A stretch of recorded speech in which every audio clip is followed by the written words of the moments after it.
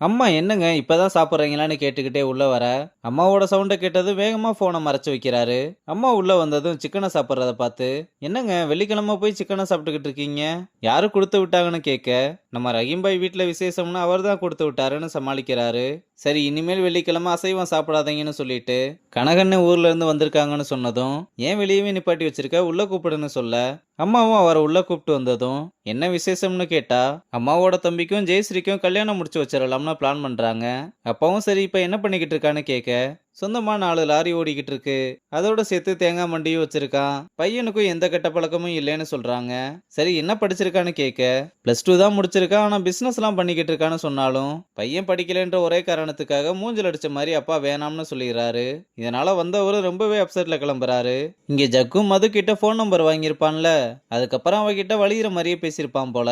அதனால மதுவும் ரொம்ப கோவமா காட்டு கத்து கத்திட்டு ஒழுங்கா மன்னிப்பு கேளுன்னு சொல்ல, சாரி தானே கேட்டுடலாம்னு அவனோட ஃப்ரெண்டை கூப்பிட, அவன் வந்ததுமே யார் இந்த ஃபிகரை எங்கேயோ பார்த்த மாதிரி இருக்கு, ஏன்டா அவளுக்கு பிளேலிஸ்ட் அனுப்ப சொன்னா பிளே பாய் வேலை பார்த்துருக்க, இவன் தான் அவனோட மொபைலை வச்சு ஊழ வேலை பார்த்துருக்கான் போல, சாரிங்க ஏதோ ஒரு ஃப்ளோவில் அனுப்பிட்டேன், ஏன்டா ஃப்ளோவில் ஐ லவ் யூன்னு அனுப்புவேன்னு அடிக்க போனதும், ஏங்க வயலன்ஸ் எல்லாம் வேணாம், தப்பே இல்லாம உன்னை திட்டிட்டேன், அதுக்காக மன்னிச்சுக்கோன்னு அப்படியே காஃபி சாப்பிட கூப்பிட, ஏங்க அவன் ரொம்ப சைட் ஆயிப்பேன், நம்ம போலாமா, டேய் உன்னை செருப்பால் அடிக்க போறேன், ஒழுங்கா ஓடி போயிரு, சரி சரி ஒன்றும் பிரச்சனை இல்லை, எனக்கு கொஞ்சம் வேலை இருக்கு, நீங்க என்ஜாய் பண்ணுங்கன்னு சொல்லிட்டு போறான். இங்க ஜெயஸ்ரீயும் மனநல மருத்துவரை பார்க்க வந்து அவங்க கிட்ட நடந்த எல்லா விஷயத்தையுமே ஷேர் பண்றா. அப்புறம் வெளியே வந்ததும் டாக்டர் என்ன சொன்னாங்கன்னு கேட்க, தனியா இருக்காத, யார் கூடயாவது பேசு, நல்லா சாப்பிடு, நல்லா தூங்கு, அப்புறம் ஜேர்னல் எழுத சொன்னாரு.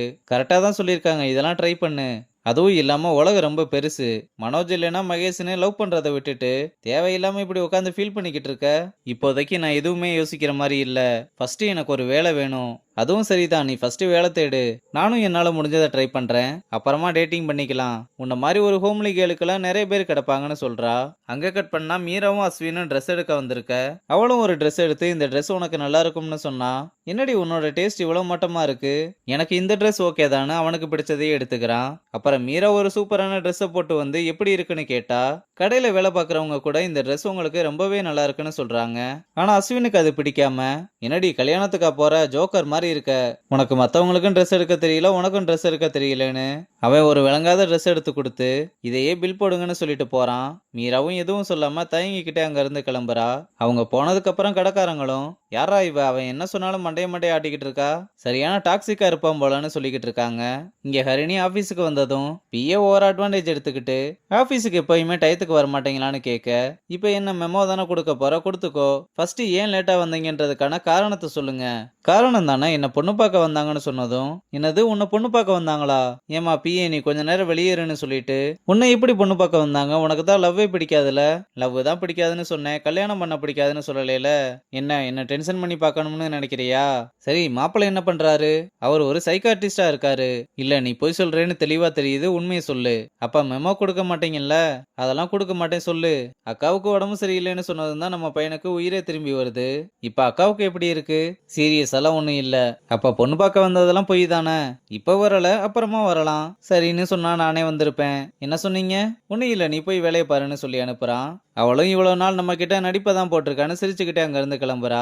அங்க கட் பண்ணா அக்கா தங்கச்சி 3 பேரும் பேசிக்கிட்டு இருக்கும்போது அம்மா வந்து ஜெயஸ்ரீ கிட்ட உன் கல்யாணத்துக்கு ஒரு பதில் சொல்லுன்னு கேட்டா, நான் தான் வேணாம்னு சொல்லிட்டேன்லம்மா, இது ஒன்றும் விளையாட்டு கிடையாது, உனக்கு அப்புறம் 2 பேர் இருக்காங்க, ஏன் எனக்கு தான் ஃபர்ஸ்ட் கல்யாணம் பண்ணணுமா, இவங்களுக்கெல்லாம் பண்ணக்கூடாதா, ஹரிணிக்கு வேணா மாப்பிள்ளை பார்த்து முடிச்சு விட்டுறலாம், இவன் மட்டும் போயிட்டா நாங்களாவது நிம்மதியா இருப்போம், முதல்ல அவளுக்கு பண்ணு, எப்படியும் அந்த 4 அரியரை பாஸ் பண்ண மாட்டான்னு 2 பேரும் மாறி மாறி சண்டை போட ஆரம்பிக்கிறாங்க. கொஞ்ச நேரம் நீங்க 2 பேரும் அமைதியா இருங்கடின்னு, நீ இப்படியே இருக்க முடியாதுல, எப்படினாலும் கல்யாணம் பண்ணி தானே ஆகணும், ஃபர்ஸ்ட் நான் ஒரு வேலையில ஜாயின் பண்ணிக்கிறேம்மா, அதுக்கப்புறம் இதெல்லாம் பார்த்துக்கலாம், இப்ப எதுக்கு இதெல்லாம் அவகிட்ட கேட்டுக்கிட்டு இருக்க, நீ போய் மாப்பிள்ளை பார்க்க ஆரம்பின்னு சொன்னதும், கரெக்டா சொன்னடி, உனக்கு நல்ல மாப்பிள்ளைய நானே பார்க்கறேன்னு சொல்லிட்டு போறாங்க. அம்மா போனதுமே பின்னாடியே மீராவை அனுப்பிவிட்டு, ஏண்டி எல்லாம் தெரிஞ்சும் நீயே இப்படி அம்மா கிட்ட சொல்ற, இதை பாரு மாப்பிள்ளை பார்க்க ஆரம்பிக்கிறதுல நிறைய ஸ்டேஜ் இருக்கு, அதுக்கெல்லாம் நிறைய டைம் எடுக்கும், ஒருவேளை அம்மா பார்க்குற மாப்பிள்ளை உனக்கு செட் ஆயிடுச்சுன்னா நல்லா இருக்கும்ல, விடு பார்த்துக்கலாம்னு சொல்றா. அங்க கட் பண்ணா அப்பா சைடு வீட்டுக்கு வந்து சாப்பிட உட்காந்து, எங்க பொண்ணை காணோம், சாப்பிடும் போதாவது சேர்ந்து சாப்பிடலாம்ல, அவன் மீட்டிங்ல இருக்கேன்னு சொன்னா லேட் ஆகும், நீங்க சாப்பிடுங்க, உன் முகத்தை பார்க்கும் போதே நீ போய் சொல்றேன்னு நல்லா தெரியுது, நம்ம வாங்க போற வீட்டோட ரெஜிஸ்ட்ரேஷன் திங்கக்கிழமை இருக்கு, அதுக்காக கொஞ்சம் பணம் தேவைப்படும், அதான் 50 லட்சம் கொடுத்துட்டோம்ல. அது பார்ட்டிக்கு கொடுத்தாச்சு. புரோக்கருக்கும் ரெஜிஸ்ட்ரேஷனுக்கும் இருக்குல்லன்னு சொல்ல, திடீர்னு இப்படி சொன்னா எப்படி? அந்த வீட்லயும் நான் தானே எல்லாத்தையுமே பார்த்துக்கணும். இருக்கிற நிலைமையை தான் உங்ககிட்ட சொன்னேன். நீங்க நிம்மதியா சாப்பிடுங்க. நம்ம வேணும்னா ரெஜிஸ்ட்ரேஷனை தள்ளி வச்சுக்கலாம்னு சொல்றா. இல்ல அதெல்லாம் வேணாம். நீ ரெஜிஸ்ட்ரேஷனுக்கு ஏற்பாடு பண்ணிரு. யாரோட பேர்ல பண்ண போற? என்னோட பேர்ல தான் பண்ண போறேன். ஏன் நம்ம பொண்ணோட பேர்லயே பண்ணிரலாம்ல?